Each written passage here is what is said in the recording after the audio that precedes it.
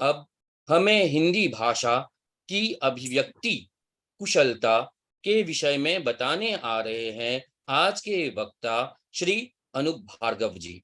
आपने अमेरिका में रहकर हिंदी से प्यार है संगठन की स्थापना की है। यह संगठन हिंदी के प्रचार प्रसार में अभूतपूर्व और सक्रिय भूमिका निभा रही है। आइए इस कर्मठ हिंदी सेवी से हिंदी की अभिव्यक्ति पर इनका वक्तव्य सुनते हैं। श्री अनूप भार्गव जी, मंच पर आपका स्वागत है। धन्यवाद सोमदत्त जी। मैं विश्व हिंदी सचिवालय का आभारी हूं इस श्रृंखला को शुरू करने के लिए और मुझे इसमें बोलने का अवसर देने के लिए। मैं अपनी बात बहुत बहुत संक्षेप में कहूंगा क्योंकि मैं एक कविता पढ़ना चाहता हूं जो भाषा के प्रयोग से संबंधित है। संक्षेप में मैं 2-3 बातें कहना चाहूंगा। पहली बात तो ये कि भाषा को सरल रखिए। भाषा आपके शब्द ज्ञान का प्रदर्शन नहीं है। भाषा का सिर्फ एक उद्देश्य है, अपनी बात को सही तरीके से सरल शब्दों में कहा जाए। अभिव्यक्ति अधिक महत्वपूर्ण है। आपके बड़े बड़े शब्दों का प्रयोग या उनका ज्ञान इतना महत्व नहीं रखता। दूसरी बात जो मैं इसके विपरीत लगेगी, लेकिन मैं कहना चाहता हूं कि भाषा आपके शब्द ज्ञान का प्रदर्शन नहीं है, लेकिन सही शब्द का प्रयोग करना भी उतना ही महत्वपूर्ण है जितना कि आपकी अभिव्यक्ति।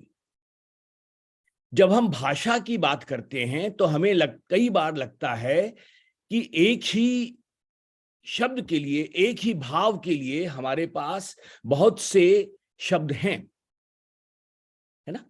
लेकिन आपको ध्यान रखना होगा कि वो सभी शब्द, यद्यपि उन्हें समानार्थक शब्द कहा जाए, लेकिन वो एक ही शब्द नहीं है। उनमें बहुत बारीक सा अंतर होता है। उदाहरण के तौर पे पांव के लिए अगर मैं कहूं पद, पग, पांव, पैर, पाद या चरण, इनमें एक महीन सा अंतर है और अगर आप इस अंतर को समझेंगे तो आप सही शब्द का प्रयोग करेंगे और आपकी अभिव्यक्ति बेहतर हो पाएगी, है ना? तो इसका ध्यान रखना जरूरी है।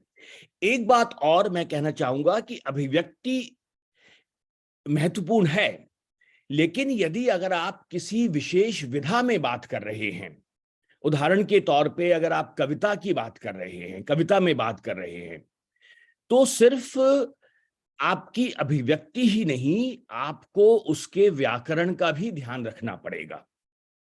कविता की बात लें तो कविता में भी बहुत सी विधाएं होती हैं। दोहा होता है, हाइकू होता है, नवगीत होता है, गजल होती है। तो यदि आप इन विधाओं में बात कर रहे हैं तो आपको जरूरी हो जाता है कि आप इसका व्याकरण भी सीखें, है ना? तो एक ये बात ध्यान में रखनी होगी।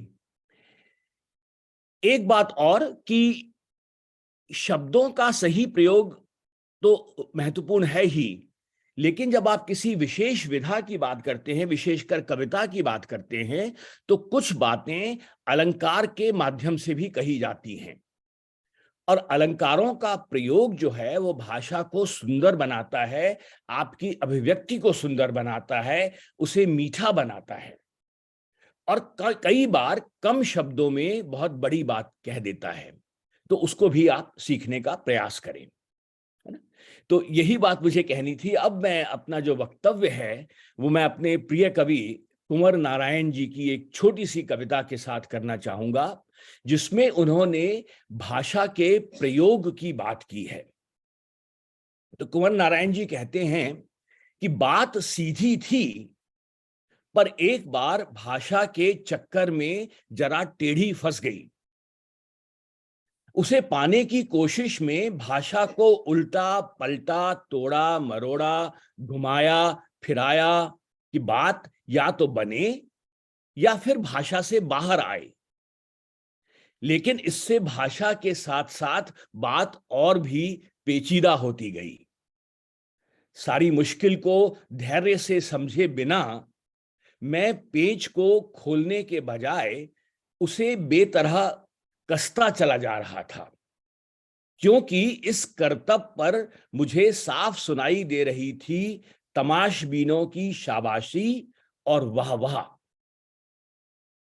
आखिर वही हुआ जिसका मुझे डर था। जोर जबरदस्ती से बात की चूड़ी मर गई और वो भाषा में बेकार घूमने लगी। हार कर मैंने उसे कील की तरह उसी जगह ठोक दिया, ऊपर से ठीक-ठाक, पर अंदर से न तो उसमें कसाव था, न उसमें ताकत। बात ने जो एक शरारती बच्चे की तरह मुझसे खेल रही थी, मुझे पसीना पोंछती देखकर पूछा, क्या तुमने भाषा को सहूलियत से बरतना कभी नहीं सीखा? तो बात इसी भाषा को सहूलियत से बरतने की है। आप जितना इसे समझ पाएंगे, उतनी ही बेहतर अभिव्यक्ति दे पाएंगे। बहुत-बहुत धन्यवाद।